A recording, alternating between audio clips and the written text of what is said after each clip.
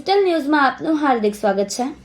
સુરત જિલ્લાના માંડવીમાં ભાજપને આંતરિક ઝટકો, શર્મિલાબેન પટેલનો અપક્ષ દાવ।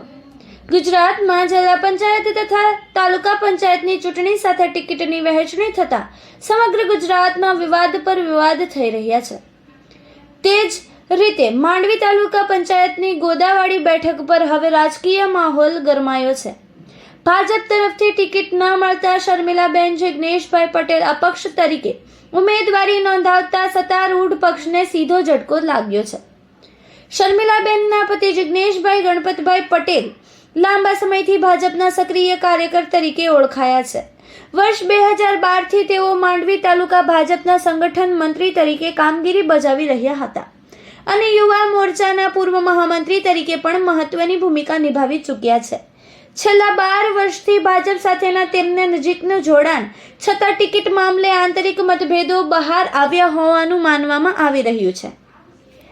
પક્ષના મોટા નેતાઓમાં તારામારુના વિખવાદને કારણે ટિકિટ વિતરણમાં અસંતોષ ઊભો થયો હોવાનું સૂત્રો કહે છે, જેના પગલે શર્મિલાબેનનો અપક્ષ તરીકેનો નિર્ણય રાજકીય સમીકરણને હચમચાવી રહ્યો છે।